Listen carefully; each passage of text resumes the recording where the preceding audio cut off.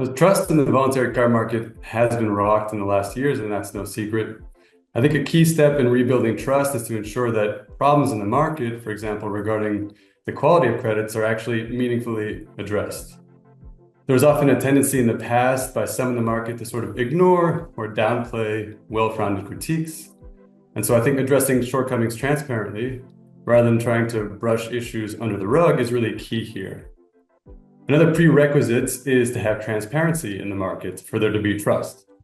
There's still several areas in the market that can be improved regarding transparency, but I think it's especially important for there to be transparency on financial flows in the carbon market. And that's necessary for there to be a better idea of how much money actually ends up supporting mitigation, and also how much money ends up flowing to indigenous peoples and local communities that might be involved in carbon market projects, and whether they're getting a fair share. Because for a market that's so often pointed to as a great way to raise and channel climate finance, there's actually stunningly little data or evidence to back up those claims. So in summary, trust needs to be earned, and transparency forms the foundation for that.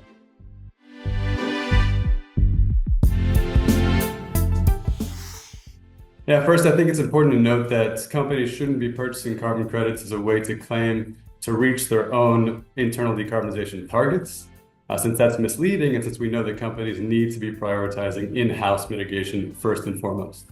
So for companies that are doing that, and then setting a robust internal carbon price for their unabated emissions and opting for a beyond value chain mitigation approach that doesn't involve offsetting, then yes, there are indeed a wide range of projects that they could support, whether those are related to the carbon market or not actually. How diverse a portfolio of projects to support will depend on the company and their own internal priorities. And there's not necessarily one perfect solution or mix. Some might wish to prioritize permanent CDR.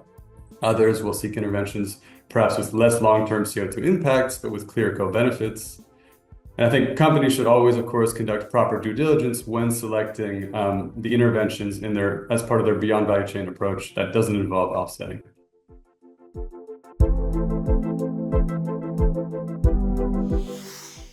First of all, I think it's crucial that financial institutions, companies, and other investors actually ensure that their business models and investments aren't causing significant harm to the environment or causing large emissions.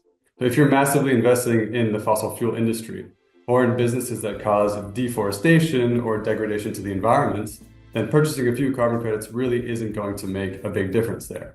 So the first priority, as always, is for financial institutions, companies, and investors to make sure that they're doing everything that they can to actually reduce their own emissions and their financed emissions before even considering the voluntary carbon market.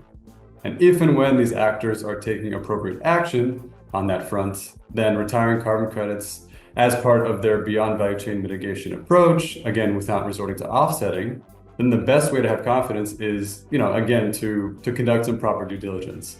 And there's some other initiatives and work that can help there. For example, the Carbon Credit Quality Initiative, as well as the work of watchdog organizations like ours, journalists, carbon credit rating agencies that can help to orient companies around, what projects are high quality. But in the end, companies should still, complement that with their own due diligence checks.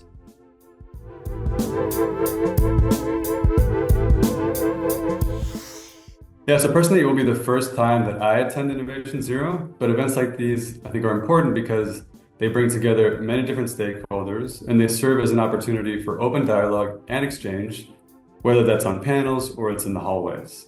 And I think especially in the voluntary carbon market, there's many actors speak in silos or past each other, and so events like these can help bridge these barriers and these gaps. And sometimes that also means having some challenging conversations.